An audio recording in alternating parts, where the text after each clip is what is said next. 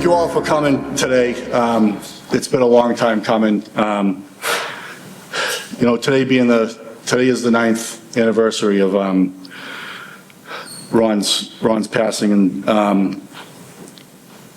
you know, I'd like to thank, you know, Ron's wife is here, sons Kyle and Ronnie, his parents, Ronnie Sr., Sharon, his sisters Danielle, Jen, and Caitlin.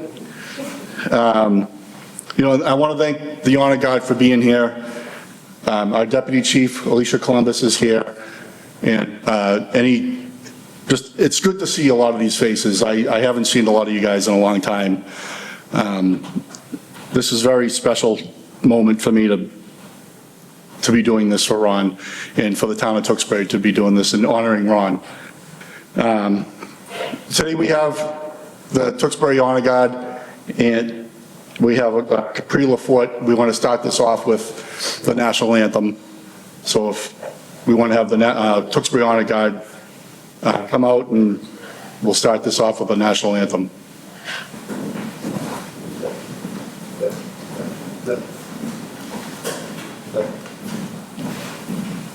One time.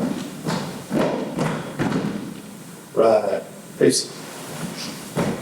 If you'd all rise for the national anthem, thank you. Oh, say, can you see by the dawn's early light what so proudly we hailed at the twilight's last gleaming, whose broad stripes and bright stars through the perilous fight o'er the ramparts we watched were so gallantly streaming, and the rocket's red glares, the bombs bursting in air, gave proof through the night that our flag was still there. Oh, say does that star-spangled banner yet wave o'er the land of the free and the home of the brave.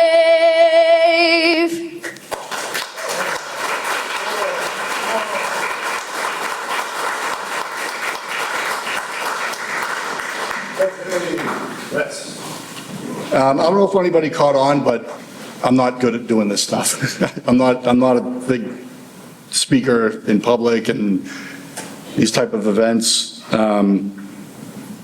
especially when you're speaking and this is a memory about in a ceremony for someone you love so much and that you miss so much. Ron's been honored time and time again for his service, for his bravery, for his leadership, for his friendship. And today we're simply honoring Ron as a son of Tewksbury, and what so many people here, he was just known to us as Ronnie T, Ron, Stork.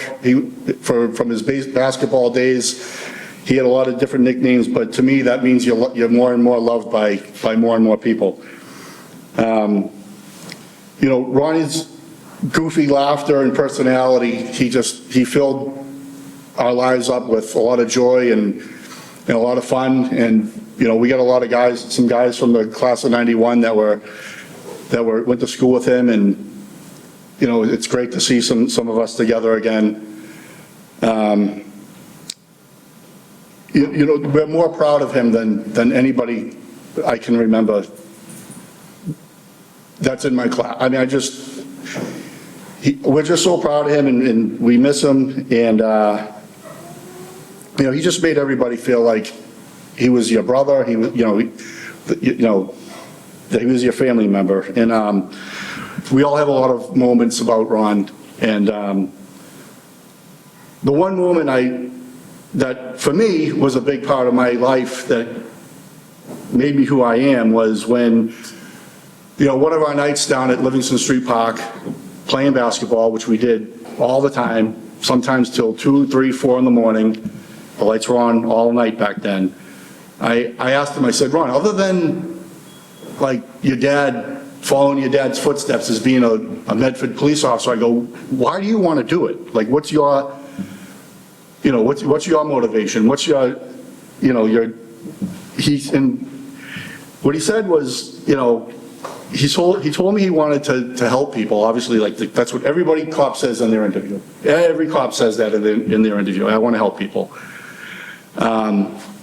But he was like, he said he just wanted to be the first one on scene, to bring the peace, to bring the calm, to bring his personality to that incident. It could be the worst incident in someone's life. He said he wanted to be there for them. And that's how, like, he just was as a person. And not that was like a big thing for me. What it was I was looking at it and I'm like, that's the most mature thing you've like ever said to me.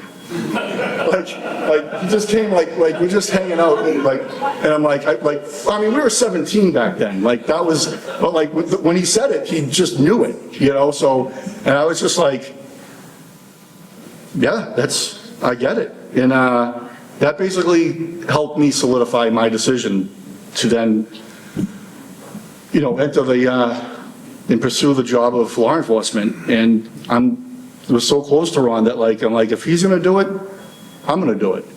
Plus, criminal justice wasn't that hard in college, so that helped too. But that inspired me. And well, another thing too is, I ended up getting on the job before Ron did. And I always thought of him when it came to police stuff. And it was kind of weird that I got on before him because he wanted it so much more. And he was like, it was in his blood. And I called him and told him, and the one thing I remember is like, he was more happy for me than I was. But then what happened was then when he ended up getting on, I felt like I was more happy for him. And I just felt like God waited for him to become a cop until he was in the right place in the right time of his life. But his influence has reached more than just me. His influence is everywhere. The community he started in Leicester, the community he ended up in Auburn, and everyone is just lucky to have been part of Ron's lives. We're lucky to be part of Ron's lives. So I'm just proud to be here, to honor him, to have this bench in the town hall for him, for everyone to see. Years from now, if someone doesn't know who he is, I hope they Google his name and see everything that he brought to Tewksbury, to Leicester, to Auburn, to everyone that he came in contact with. But also now I want to bring up Ron's best friend. Chris Lean was his best friend probably from the day Ron moved in, and I know he misses him, and he's got some words to say for him. I didn't write anything down like Rob did. I just want to reiterate that it's a long time coming. We tried to do something for him a while back and it didn't happen, but I'm glad this has happened. You build who you are in your hometown.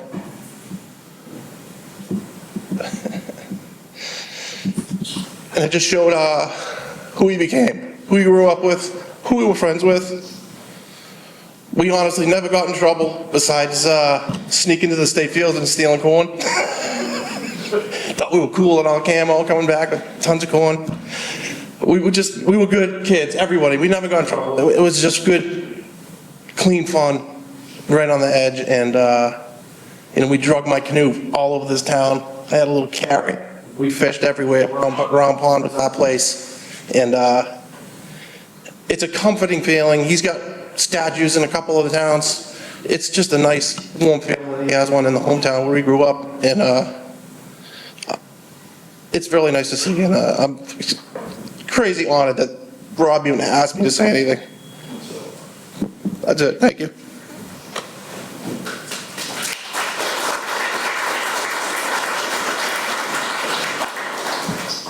So the weather kind of screwed us up. Yeah. We were gonna, do this all outside. We were gonna, talk. We were gonna then reveal the bench, talk a little bit more. But I think what's a good idea is we can get all the talking out of the way up here, and we'll go downstairs, reveal the bench, maybe get some words in, and then we can all go from there. We're all gonna, if anybody wants, we're gonna go back to Treehouse. Just eat some pizza. Do they serve beer there? I think they serve some beer or something. But if anybody else don't feel like you have to, if you want to say anything, if anybody else is here that wants to speak about Ron, say anything, story, anything, absolutely come right up and do that. But if not, I'm just going to talk about the fact that, look, I would have built a statue 15 feet tall of Ron if I could. Being like 51 now, I look back at Ron, how he was as a kid. I don't look at my friends like as, the way I look at them now. And if I'm looking at Ron now and what I had him as a friend as a kid, he was so special. And everybody that really knew him knows what I'm talking about. And they almost take it for granted, but I'm glad I was his friend and I was part of his life. So the bench is it's a simple bench. It says what it says on it. And each thing that is on that bench is a different part of Ron, part of his life, part of you'll know what I mean when you see it. From being a Redmond in Tewksbury High, to living in Leicester, to working and living in Leicester, in Auburn, and what his overall legacy is. And I'm just happy to be part of the tribute to him. Ron, you're missed every day. I think about you every day, and I miss you, and we all do, and we're happy to honor you. Before we reveal it, I want to thank some people, just a group of people. I'm not going to use names, but we had a committee that was formed to have a Tewksbury versus Auburn basketball game, and we raised funds through that game, and we raised some funds through, and we were actually donated a very nice gift from. Who was the Harry's in the softball tournament, the McGuire's fundraiser. They then made some money, and then they donated some money to the bench. And we just want to thank everybody that was involved for the funds to the bench. But I will just reveal it.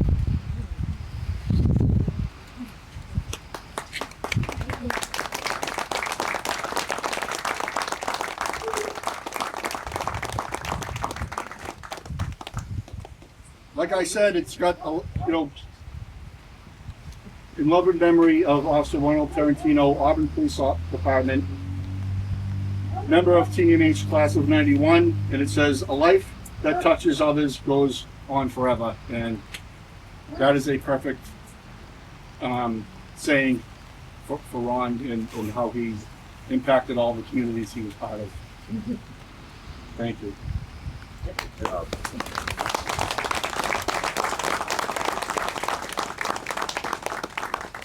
Everybody from the community that's put this together, it means so much to us. We was deeply touched by the love and support we've had from Tewksbury over the last 9 years. Today is one of those days that reassures us that Ron's memory lives on in the community where he was raised, that he loved so dearly. His impact is far-reaching and long-lasting. That he's not forgotten, but will be remembered forever for his cherished qualities. And anybody who sees this bench, you know, bravery, kindness, compassion, of course, a good dose of humor. This beautiful bench is not only a tribute to Ron's memory, but also to the symbol of the bond between community and those who serve it. So anybody that comes to this place, you know, will give an opportunity to pause, reflect, and remember for Ron's ultimate sacrifice.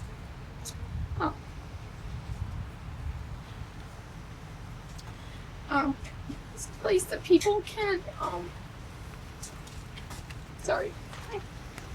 see his face and remember and be inspired by him, and hopefully have their mark on this community in powerful ways.